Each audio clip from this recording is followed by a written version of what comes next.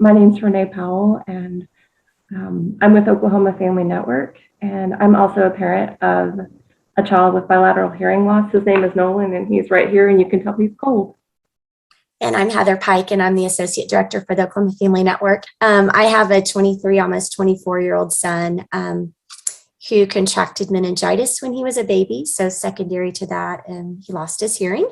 He's profoundly deaf, uses bilateral cochlear implants to listen and talk. And we are super excited today just to share about the network, how you can make referrals to us. And we have some family stories and videos kind of embedded throughout the presentation because we always know that family stories are so powerful and really remind us of why we do what we do every day and why you guys as professionals do what you do every day and making the difference in the lives of families who have children with hearing loss, whether you're a speech path or an audiologist or whatever that looks like. So we appreciate you guys and all the hard work that you do as well. All right, so who we are a statewide nonprofit organization, parent-to-parent network supporting families and children and youth with special healthcare needs and disabilities, as well as mental health and behavioral health concerns. So that is a very broad picture. Today, we're really going to focus in on supporting families who have children with hearing loss and just whatever that looks like for their families and the communication options and choices that they make. We also provide resources. We can connect families with other families for that emotional support piece or just help with some of that kind of navigation of the overwhelming systems and things that, when you first get a diagnosis, you don't know what you don't know. And it can be really overwhelming to try to kind of figure all that out and put all those pieces together. So we use our support parents to kind of help families with that information as they're just starting out on their journey. And then we also have lots of trainings we'll go into a little bit later that are free to families as well as professionals who want to be a part of that. And then we're kind of unique in that all of our staff have a child with a special healthcare need or disability. So anytime someone connects with us through email, through phone, through Facebook Messenger, whatever, they're automatically connected to another family that has a lived experience of raising a child with some sort of special healthcare need or disability. In the next slide, there is a story from a parent who has a mother of 3 boys, and one of whom has bilateral hearing loss. And let's just hear what she has to say. I'm Jenny Hester, and I am the mother to 3 boys, and the youngest one is named Garrett, and he's 4.5 years old, and he was born profoundly deaf. He was diagnosed with the newborn hearing screening at the hospital, and he failed the first screening, and then they came back before we left the hospital and gave him a second one. And he had been born via cesarean. So the doctor said, this could just be fluid on his ears, this or that. Both of our older boys are hearing, so we didn't think anything too much of it. We went back in about when he was 2.5 weeks old. We had the sleeping ABR test done, which confirmed that he has the most severe level of deafness. And we were told he was profoundly deaf, which is quite a lot to swallow. I remember a little knot kind of forming in my throat, and just everything they said after that was kind of a whirlwind, but came to realize that he had the most severe form of deafness and he was going to need to be fitted with hearing aids. We were told to get an appointment with the ENT otolaryngologist that could assess him for cochlear implants. He had us get a vision check. Garrett had a tongue tie, so we had a tongue tie release done. And in the midst of all this, we're like, we know we want our child to learn listening and spoken language, but what does it mean to be deaf? So that started that journey of trying to figure out what is deaf culture, what does this mean for him, what do we want for our child in terms of, do we want to pursue sign language in addition to things? He had his first cochlear implant surgery right before he was 11 months old. So he was activated 10 days before his first birthday on one side. And then he had the second implant done 3 months later. And when he had his first implant done at almost 11 months old, he was not sitting on his own yet. And because I have two older children that I could compare motor development with, it just didn't seem right. We pushed for genetic testing. We came to find out has a genetic condition that contributes to him being deaf, and he has Usher syndrome type 1B. Really, right now, that just meant we added physical therapy to our list of the things we were doing with him. That's our story with getting Garrett to the 4.5-year-old that can jump and run and go up and down a slide and sing songs and talk to you and keep up with his older brothers.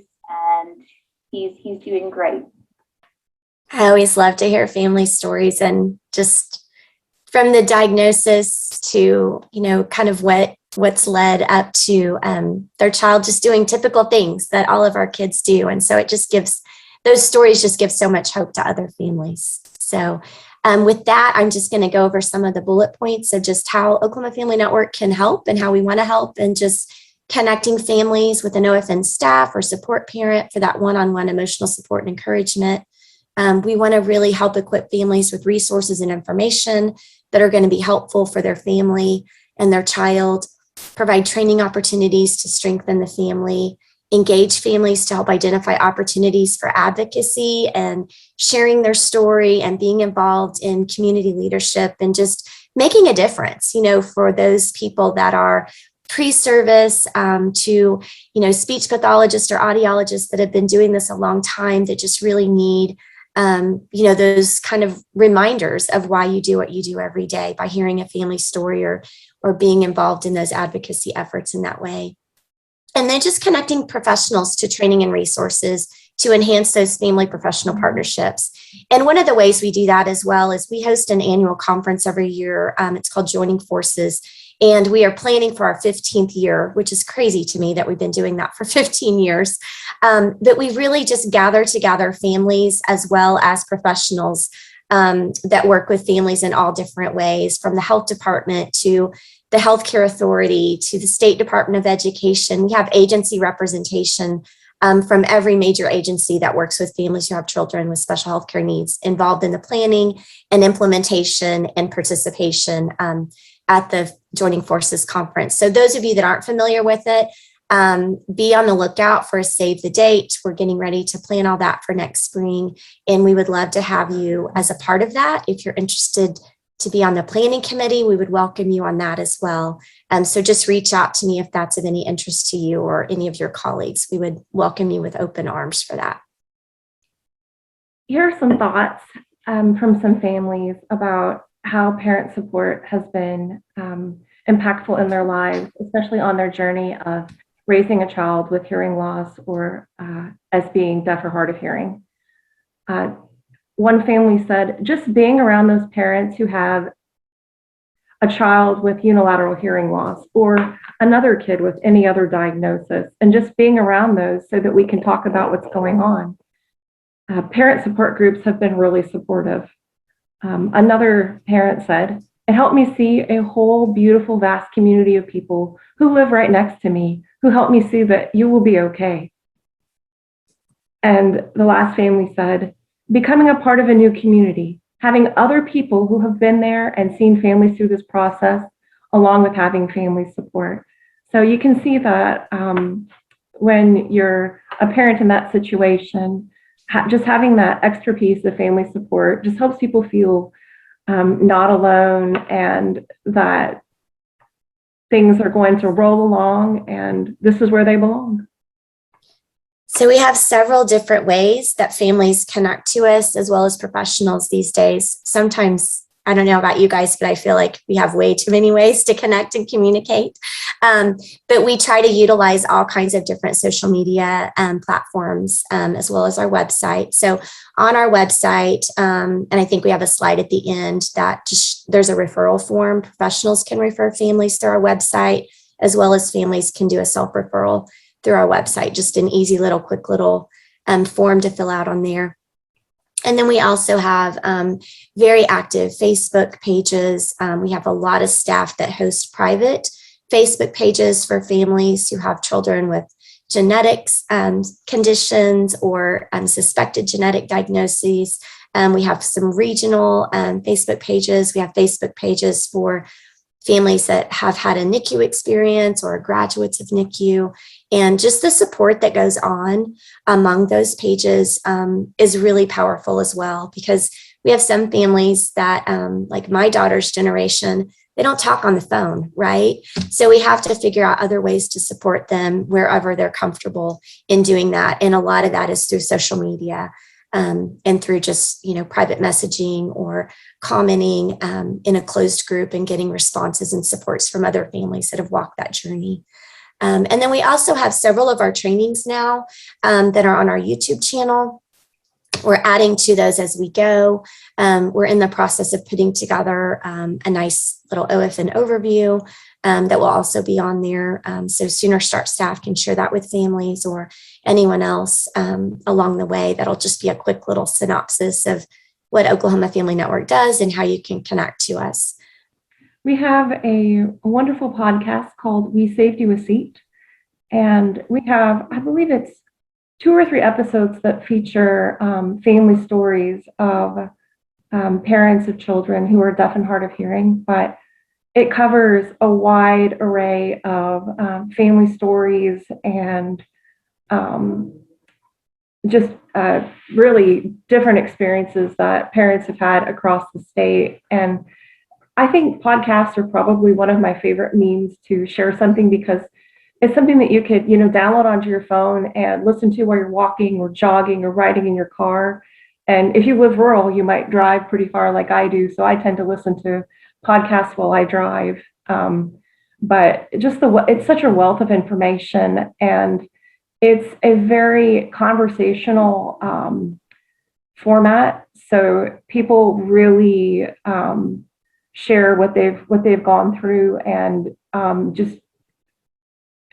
it's just a very, it's not formal at all, and I think it's pretty easy listening, but I would recommend it to anybody. And if you'd like to be involved or have a family that would love to share their story, just let us know, because we're always looking for more stories to share, because everybody's experiences are unique and different, and you never know who's going to connect with who. And that's why I'm excited about it. I think it's a great way to share information and experiences. For a little over a year, we have partnered with the Oklahoma School for the Deaf FEELS program, and that's their early childhood learning program to connect other families that have children who are deaf and hard of hearing. And again, this is a rather informal, it's a very playful group. We do fun crafts for Halloween. We actually had a hard of hearing individual lead us in a craft. We made 3D pumpkins. This is the pumpkin Nolan made. And we meet the second Tuesday of every month at 6 o'clock on Zoom. Our next meeting is going to be on the 9th of November, and we're going to try something different this time. We're actually going to send out recipe cards and try and make an easy pumpkin cookie recipe. We've never actually tried to bake together, but the silent-ish Zoom, I apologize if I didn't explain what that meant. We are a group of people who are working on using American Sign Language in our homes and outside of our homes. So in deaf culture, they have gatherings called silent dinners, where your voice is off and you sign totally, but it's ish because there is some talking. So you don't have to be like a fluent signer to participate. But last year we did a Valentine craft that was super fun. And that was led by Rose. She's a teacher at the School for the Deaf. And we played Jeopardy. We plan on playing Jeopardy again. In February, we're going to try and do some, Valentine's bingo. In April, we're going to do a deaf culture night. And then in May, we're going to just do an end of school bash that, kind of talking about some summer signs. In October, we did fall bingo, and we incorporated some Halloween signs in there. just, to make it fun, and it's non-judgmental. At one point, we had grandparents that were attending.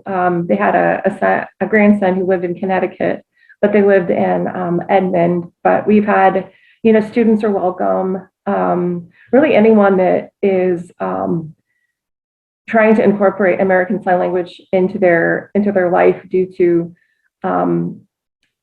one reason or another. I had a family that was on who their son didn't have the he didn't have the muscle tone to produce speech, so his primary mode of communication was American Sign Language. But we have a lot of fun. I really enjoy it, and I have to admit that when we started doing it, I wanted a way to connect with other families trying to learn American Sign Language because we're in the midst of the COVID pandemic, so we couldn't really get out. But it's just really cool to connect to other people across the state and learn about other families and learn cool different signs that I might not already have known. And we're super excited about our partnership with the School for the Deaf. And we look forward to hopefully seeing you in November. And if you want to be added to the email list, just drop me a line and I'll add you, and then you could RSVP. Thank you. Every Thursday at noon, we have a wonderful colleague of ours. Her name is Tammy Burleson, who has been a certified yoga instructor for many years. And she leads easy chair yoga. It's called Finding the Calm in the Chaos. And let me tell you, it is such a great way to incorporate self-care into the middle of your day. This is not the type of yoga where you need to wear, fancy yoga clothes and have a yoga mat. It's something that you can do right in your office or at your, table or wherever. And it's just a great way to stay centered and get your mind in the right place. And she does it every week, and it's amazing. And I'm guilty of not actually doing it myself, but I think everyone should have yoga accessible to them. And it's just truly a blessing that we have Tammy, who actually also happens to be the parents of, he is, I believe he's 20 now, and he's a sophomore at OSU. His name is Zach, and he has bilateral hearing loss. But it's just such a blessing that we have the ability to make yoga accessible to people of all capabilities, as well as in all places, because for yoga to just show up on your planner or on your phone is amazing, because it kind of reminds you you should be taking time for yourself at this point in between your crazy meetings. So please join us for Tammy's yoga, Finding Calm in the Chaos. It's amazing. Oklahoma Family Network hosts multiple private Facebook groups and support groups online and in person for families. I believe Heather referenced there's a genetic support group, and I believe there's one for mental health, and there's Children's Behavioral Health Network, private Facebook pages, and you would be, I had no idea how important Facebook would be as a support mechanism as being a parent of a child with hearing loss. I have made some it honestly has helped me, because the thing about, social networks is that if you're awake at, 3:00 in the morning, it's a way that you can access other people or other people's experiences. And sometimes you are awake at those strange times, or just, you have a moment on your phone where you're not texting or talking to someone, but you can just check a Facebook page or Instagram or a YouTube, and then you can share that with other people.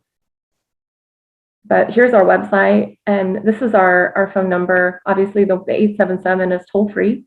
The next slide is a story of a mom by the name of Sabrina, who has a daughter named Aubrey with unilateral hearing loss, and she's just awesome. So let's just listen to her story.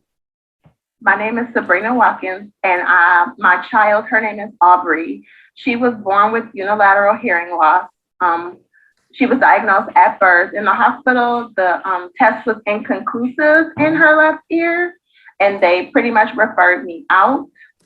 I went to one audiologist for the referral. I didn't feel comfortable. They did a lot of jargon that I wasn't comfortable with, or even knowing anything about it. This is the first time I've ever been exposed to unilateral hearing loss, because in the community, you only hear about deaf people. It's like you never hear about one ear. Because I didn't feel comfortable at the first audiologist, I did seek out Katie. From the first time I met her, she made me feel comfortable. She actually showed me the diagram of the ear and where they think her hearing loss is, because they didn't have imaging to show exactly where it may or may not be. She answered any questions, and she actually took a pause.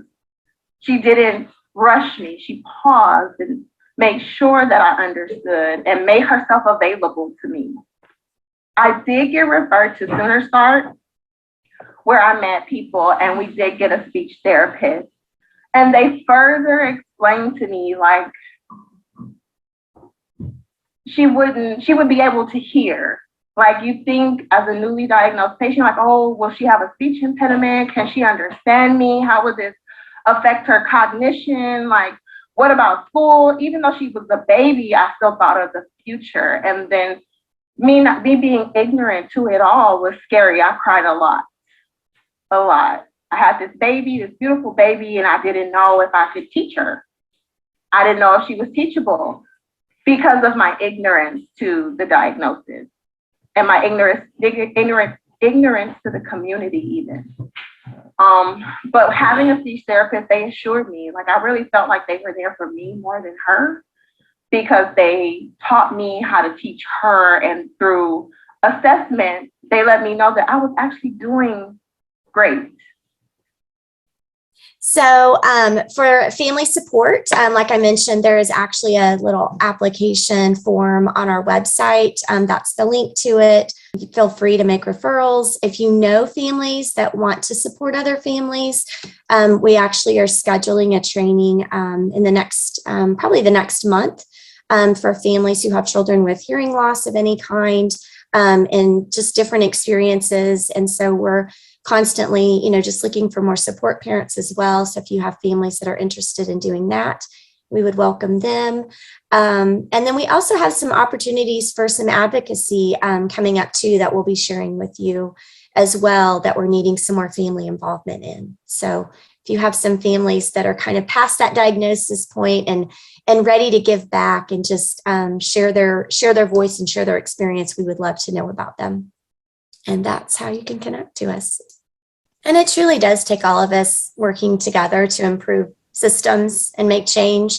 And something that we're super passionate about and really want to encourage you guys as providers is, if you have a family that, is newly diagnosed, or, they received, not the news they were expecting to receive even in the hospital, connect them to us, because we want to help that process of getting those families and those children in, and encourage them to go get that screening, go do that follow-up screening, go get the answers that they're needing, because we all know in this meeting, the earlier the diagnosis, the better the outcomes, whatever the communication choice is. And so we want to help be that extra voice and supports for you guys as professionals to really help families get that follow-up screening and get on the path to helping their child communicate.